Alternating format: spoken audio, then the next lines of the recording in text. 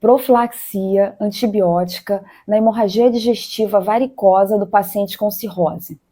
É uma indicação super bem estabelecida. Está no livro de medicina interna, está no Harrison, a gente aprendeu isso na faculdade. Mesmo os não especialistas sabem que tem que fazer isso. Mas assim como outras profilaxias nos pacientes com cirrose, essa também está sendo revisitada. É uma preocupação justificável. Essa população está tendo muitos pacientes colonizados por germes multiresistentes. Durante a internação, fazer esse tipo de profilaxia aumenta o tempo de internação, precisa de acesso venoso central, aumenta a chance de infecção por Clostridium, tem vários efeitos adversos indesejáveis. E o que a maioria dos guidelines atuais falam?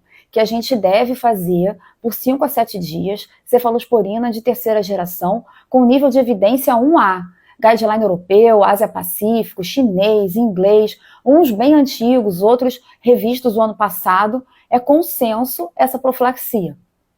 Mas uma meta-análise publicada esse ano no JAMA questionou essa indicação. Eles conseguiram selecionar 14 trials, incluindo mais de 1.300 pacientes, e o objetivo principal deles era avaliar a mortalidade por todas as causas. Como objetivo secundário, eles queriam avaliar também chance de ressangramento precoce e de infecção associada ao episódio de hemorragia digestiva. Vamos falar um pouquinho desses 14 estudos que foram incluídos. Em metade deles, os pacientes usavam quinolona, na outra metade, cefalosporina. Em 12 deles, a profilaxia usada era pelo menos um dia de antibiótico versus nenhum dia. E em 2 era uma profilaxia mais curta versus a tradicional. O problema maior é a qualidade desses estudos. 12 deles não eram cegos. 9 dos 14 foram publicados há mais de 20 anos.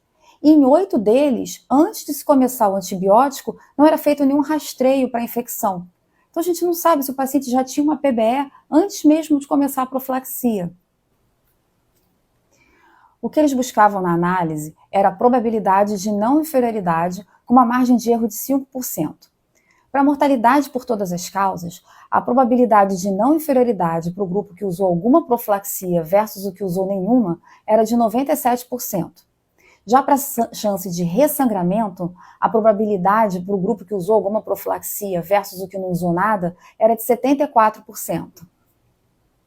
Na própria discussão do artigo, a gente encontra a crítica de que os tratamentos foram por tempo diferentes, os segmentos diferentes, os pacientes eram mais graves em um estudo, menos em outro, as etiologias eram variadas. O que ele conclui é que não é para a gente parar de fazer profilaxia, mas é que o nível de evidência que a gente tem na literatura hoje não embasa uma recomendação 1A pelos guidelines. E eles sugerem fortemente que novos estudos randomizados, controlados, duplos cegos, sejam conduzidos. Agora, o mais legal disso tudo é que no JAMA também foi publicado um editorial assinado pela Garcia de Sal, que ela já começa colocando ordem nas coisas. Ela fala, olha só, a maioria desses estudos foram feitos há mais de 20 anos. Naquela época, a gente ainda nem considerava os estágios de cirrose que a gente considera hoje.